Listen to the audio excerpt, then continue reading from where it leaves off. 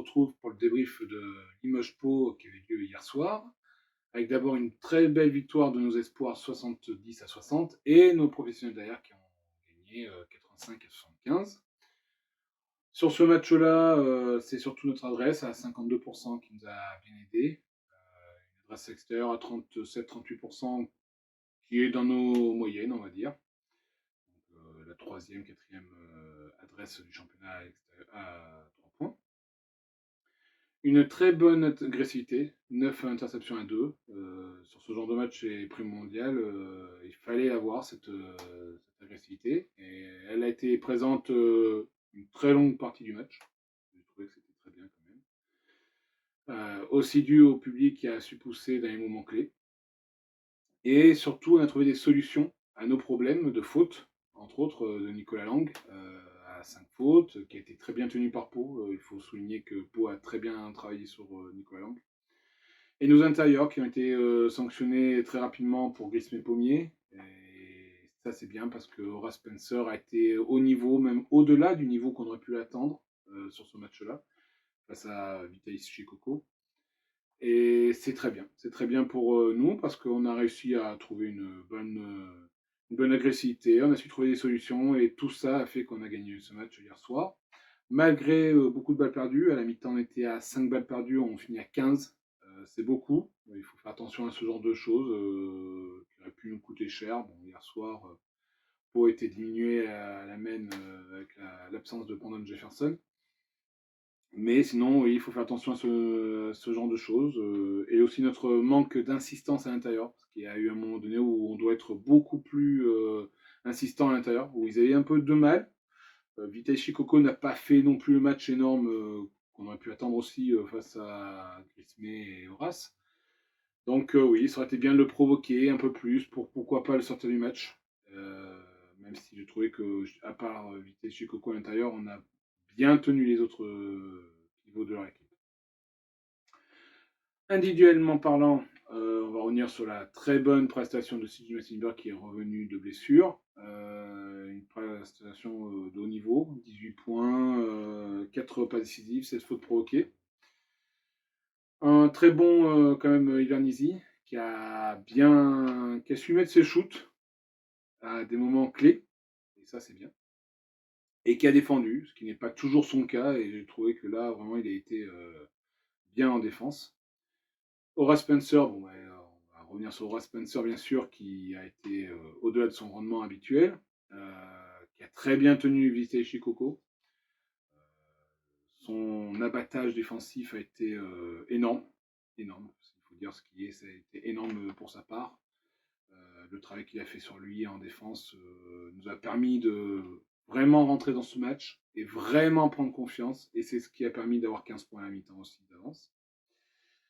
Grisme, que j'ai mis dans les points positifs parce que j'ai trouvé que malgré ses problèmes de faute, il a été là. Il a été présent. Pas toujours irréprochable en défense face à Chikoko, mais c'est bien. C'est bien pour lui. Pickens, alors l'apport en attaque de Pickens a été très bon, quand même.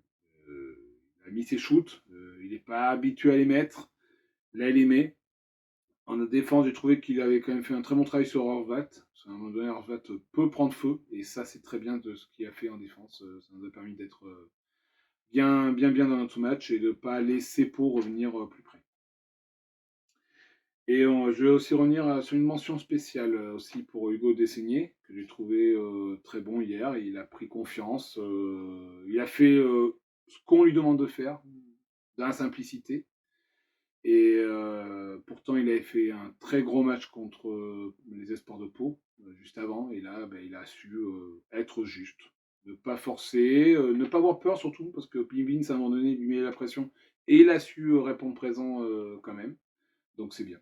C'est bien, Hugo, il faut qu'il continue comme ça. Et je pense qu'il va progresser dans les prochaines semaines, dans les prochains mois, dans les prochaines années.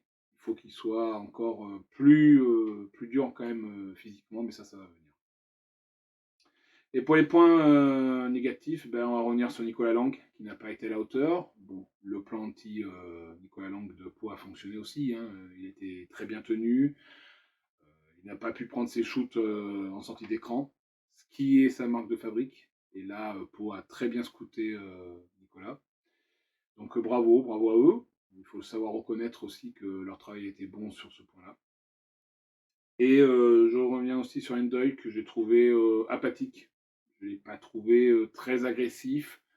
Bon, il n'y a pas eu beaucoup de minutes. Ça peut aussi se comprendre par son manque d'agressivité. Donc en résumé, je vais revenir sur l'adresse, à 52% qui était très bonne.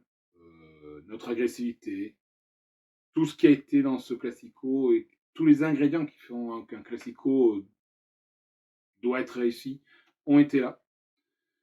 Pour gagner ce genre de match, il faut ce genre de comportement, savoir tout donner, même à passer 5 minutes sur le terrain. Il y a un joueur sur le banc qui va prendre sa place, et ça, c'est très important. Il faut le reconnaître. Notre problème de balle perdue qui ne coûte pas cher parce qu'eux, ils en perdent 18. Donc, sur le match, ça ne pèse pas beaucoup. Il faut faire attention à ça parce que le prochain match contre Strasbourg dans 15 jours, on sait que c'est une équipe très agressive. Et là, il n'y aura pas de pardon. C'est une équipe qui, en ce moment, tourne très bien et saura nous sanctionner où il faut. Et aussi, je vais revenir aussi sur deux. Donc, d'abord, trouver des solutions en intérieur qui ont été très bien. Ça, c'est très bien. Il faut revenir quand même dessus parce qu'on aurait pu craquer à l'intérieur. Et c'est bien, on a su trouver des solutions pour ne pas craquer.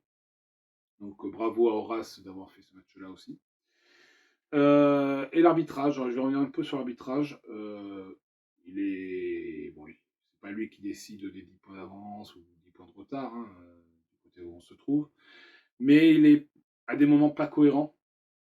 Et ça, sur un match comme ça va. On va dire que quand on a 15 points, ça va. Si on a 5 points, ça peut être le match perdu. Donc attention. J'ai trouvé qu'il y avait un peu moins de cohérence. Bon, Monsieur Bissang a été à son niveau, mais bon, je trouve que messieurs Chambon et Foucault peuvent faire pencher le match d'un côté ou de l'autre à un moment donné. Et je vais revenir, c'est le dernier point, sur Beaublanc. Beaublanc qui était en mode volcan hier soir, comme on l'aime, il faut le dire, comme on l'aime. Des UG à un niveau comme on les connaît, avec un tifo magnifique, qui fait que on est le meilleur public de France, et ça c'est bien. On est le meilleur public de France, ça se retrouve pas ailleurs.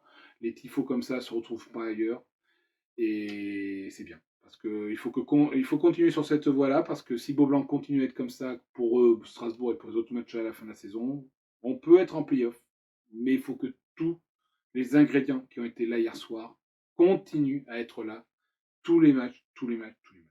Et même à l'extérieur, il faudra avoir cette agressivité-là pour les joueurs. Et je suis sûr que cette équipe peut aller en playoff si elle continue comme ça. Donc on se retrouvera pour le prochain match qui aura lieu dans 15 jours, samedi 5 mars, à Beaublanc contre Strasbourg qui est 5e.